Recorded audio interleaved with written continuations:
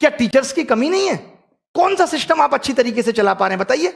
अगर आज एसएससी ठीक तरीके से काम नहीं कर पा रहा, मैं तो ये मान के चल रहा हूं कि उनके पास मैन पावर नहीं है। आज अगर टैक्स डिपार्टमेंट ठीक तरीके से काम नहीं कर पा रहे, तो मैं समझ रहा हूं उनके पास मैन पावर नहीं है। आज प्राइमरी स्कूल का बच्चा ठीक तरीके से शिक्षा नहीं ले पा रहा है, तो उनके पास टीचर्स नहीं है। बताओ, आज हमारे देश में इतना इंजीनियर्स प्रोड्यूस हो रहा है, क्या इस्तेमाल कर रहे हैं हम उस इंजीनियर्स का? आज हमारा इसरो वहीं के वहीं है जो नासा को टक्कर दे सकता था। आप कम बुद्धि समझते हैं? मोदी जी तो खुद ही कहते हैं इस देश के युवा में बहुत दिमाग है। 4 करोड़ केस सुप्रीम कोर्ट में पेंडिंग है। क्या जजेज की कमी नहीं है न्यायपालिका में? कहां कमी नहीं है? कमी बस नेतागिरी में ही है। एमपीज की संख्या बढ़ा लो, उनकी सैलरी बढ़ा लो, एमएलए की संख्या बढ़ा लो। नमस्कार भारत देश के सभी युवाओं और उनके माता पिताओं को। आज सुबह से ही आप मेरे चेहरे का रंग उतरा हुआ देख रहे होंगे। लगातार बड़े बड़े लोगों के कॉल कि ये रोजगार मांगने का तरीका गलत है, मीडिया चैनल्स का अलग प्रेशर कि ये आप रोजगार किस तरीके से मांग रहे हैं। अभी एक मीडिया चैनल में जब मैं इंटरव्यू के लिए बुलाया गया, तो वहां पे एक फॉर्मर सेक्रेटरी साहब भी बुलाए गए, अनिल स्वरूप जी। उनका कहना है कि ये तो रोजगार मांगने का तरीका ही गलत है। मोदी रोजगार दो क्या होता है? एक बात बताइए, अगर मैं आपसे पैसे उधार लेता हूं और 100 या 150 बार मांगने के बाद भी नहीं देता हूं, आप मेरे साथ कैसा व्यवहार करेंगे? जानते हो ना, दोस्तियां भी टूट जाती हैं और हाथापाई पे नौबत आ जाती है। और हमने मोदी रोजगार दो मांग लिया तो गुनाह कर दिया। और क्यों ना मांगे हम मोदी जैसे रोजगार? जब सरकार आई थी तो लोगों ने कहा था, मोदी ने कहा था, मोदी मुझे वोट दो। अब की बार मोदी सरकार आएगा तो मोदी ही। तब डिसेंसी कहां चली गई थी? तब भारत सरकार का नाम बदल के मोदी सरकार क्यों रख दिया गया था? उस वक्त मोदी जी ने अपने नाम के आगे चौकीदार क्यों लगा लिया था? क्या एक देश के वर्तमान प्रधानमंत्री को चौकीदार लगाना शोभा देता था? और हमने कह दिया मोदी रोजगार दो, तो यह गलत हो गया। और क्या मैंने पिछले 5 साल के कार्यकाल में बेरोजगारी पे वीडियो नहीं बनाया?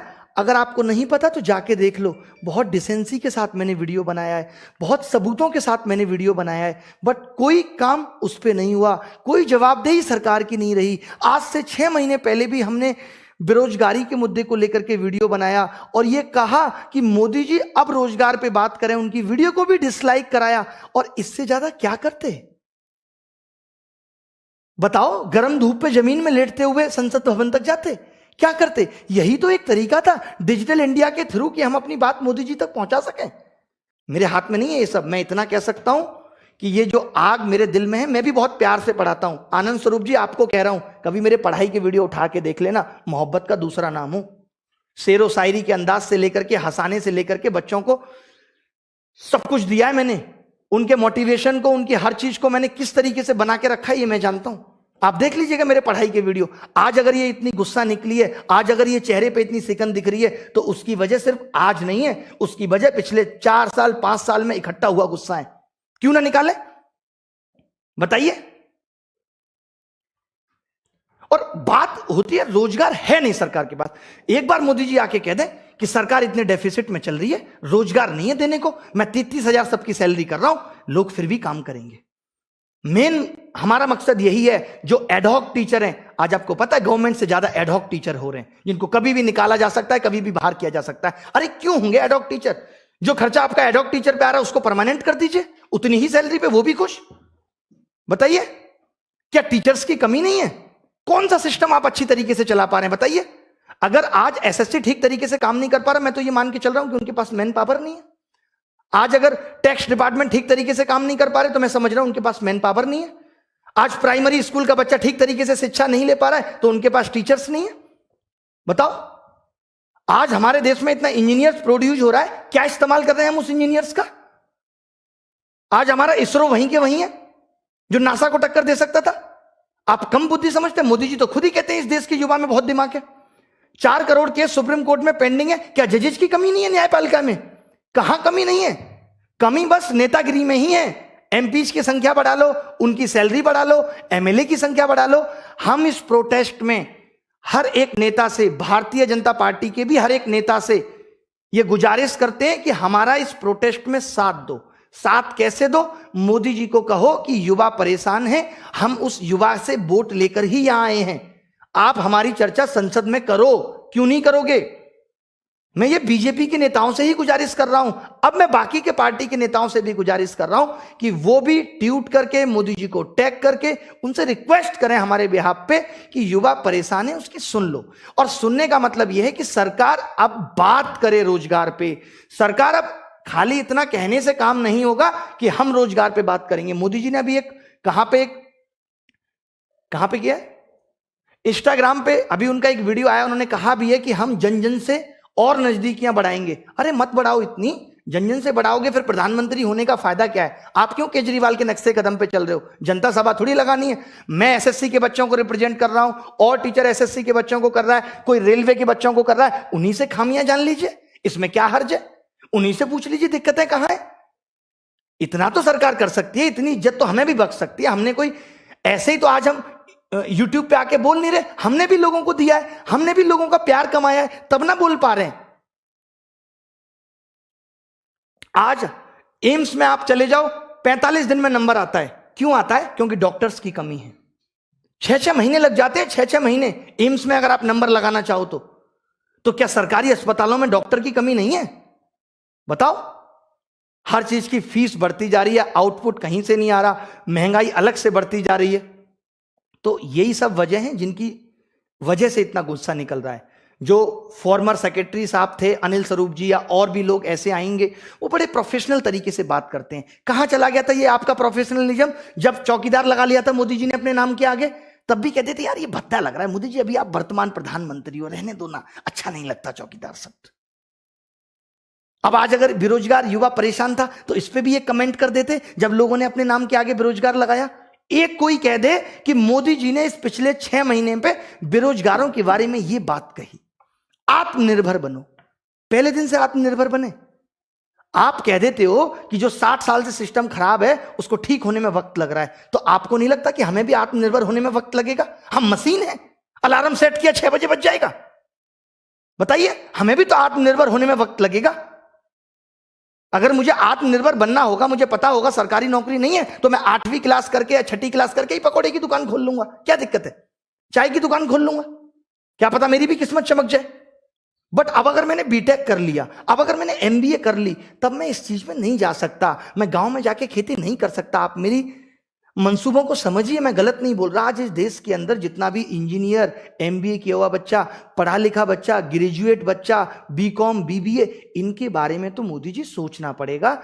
इनको सिर्फ एक शब्द में ये कह देना कि आत्मनिर्भर बनो से काम नहीं चलेगा। ये ऑलरेडी पढ़ लिख के बैठे हैं, और जो इनकी आस है, जो इनके सपने हैं, उनको हमें पूरा करना पड़ेगा। हम कराएं तो सही एग्जाम। मान लेते हैं आप कह दो कि सरकार के पास उतनी फंडिंग नहीं है। अच्छा, आज लोग कहते रहते हैं सरकार ने वहां पैसा लगा दिया, आपने घर से लगा दिया। मैं अगर पिछले 3 साल से कमा रहा हूं तो मैंने टैक्स नहीं भरा करोड़ों रुपए।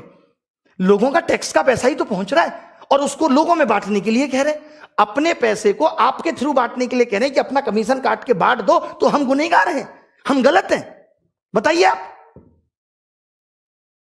मोदी जी बहुत प्यार है आपसे, बहुत प्यार है। आपको आइडल मानते हैं। आपके इतनी उम्र में भी इतने यंग दिखने को भी हम लोग कॉपी करते हैं कि कमाल है मोदी जी की एनर्जी, कहां से आती है पता नहीं। तो उसका कुछ तो सम्मान रख लीजिए। 2 बार तो आके बोलिए।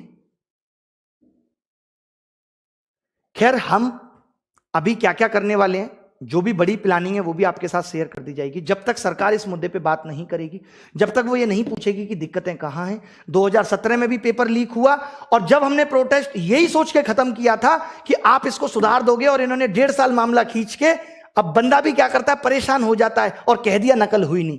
तब से एसएससी के, अब आप सोचिए, अगर कोई गलत करे, बार बार करे, और फिर बरी हो जाए ऊपर पैसे देके, तो उसकी हिम्मत नहीं बढ़ेगी। सेम वैसे ही हुआ है। सेम दलालों की या पैसा खाने वालों की हिम्मत बढ़ गई है, क्योंकि उनके खिलाफ कार्रवाई हुई नहीं सही से।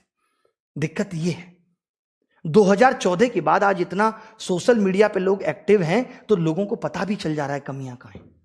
इसके फायदे भी हैं, इसके नुकसान भी हैं।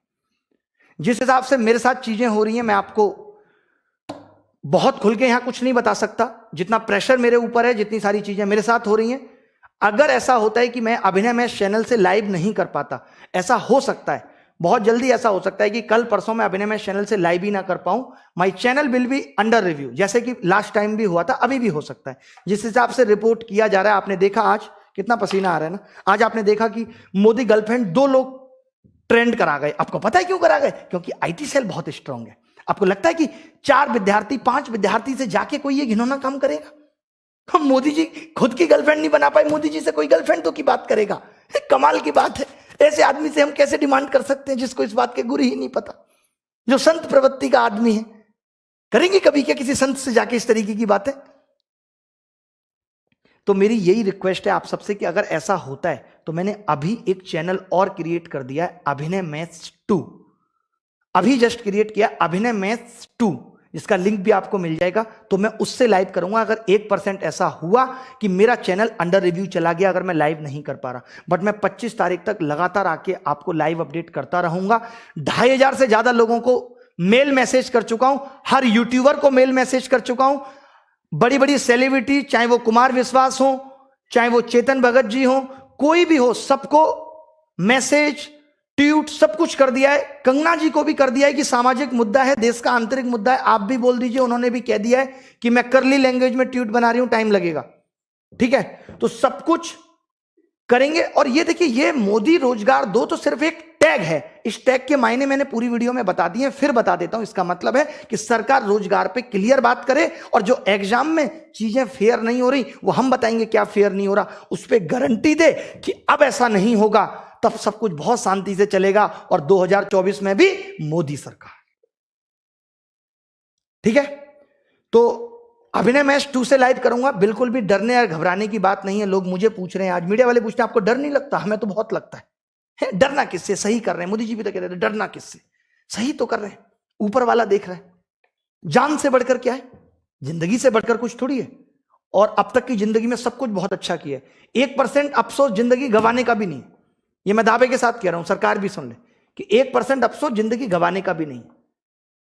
बस मरने से पहले कुछ ऐसा कर जाना है कि लोग याद रखें कि हां, किसी ने हमारे लिए भी सोचा था। क्योंकि हर एक उस दर्द से मैं गुजरा हूं जिससे आप गुजर रहे हैं। मेरी माँ ने भी दूध मुझे कागज जला जला के गर्म करके पिलाया है। मैंने भी जीवन में बहुत स्ट्रगल किया और दुख देखे हैं। आज भी फील कर पाता हूं। आज भी मानसिकता वही है कि जब कोई बच्चा कहता है ना, सर नौकरी नहीं लग रही, 4 साल हो गए, तो सर ऐसे लगता है अगर मैं इसकी जगह होता तो क्या बीत रही होती, मैं कैसे लोगों को मुंह दिखाता, ये कैसे फेस कर पा रहा होगा इतनी प्रॉब्लम। तो पिछली बार भी बहुत प्रॉब्लम आई थी, जैसा कि आपको पता है। तो इस बात का ध्यान रखना कि 1% अगर ऐसा होता है। बाकी कल भी लाइव करूंगा। कुछ ऐसी चीजें जो और बतानी होंगी, आगे की प्लानिंग क्या होंगी वो आपको बताऊंगा। और पढ़ाई लिखाई भी करेंगे, बट पहले इस मामले से निपट लेते हैं। पहले इस मामले से निपट लेते हैं कि क्या हो सकता है, क्या बेस्ट हो सकता है। और कुछ बहुत बड़ी डिमांड नहीं है, हमें कोई बिल वापस नहीं करवाना है मोदी जी। बस ये है कि रोजगार पे बात करके ये क्लियर कर दो कि जितना भी बैकलॉग है उसको क्लियर कर दो, जहां जहां वैकेंसी है उनको फिल कर दो, और जो एग्जाम में प्रॉब्लम हो रही है उनको कर दो।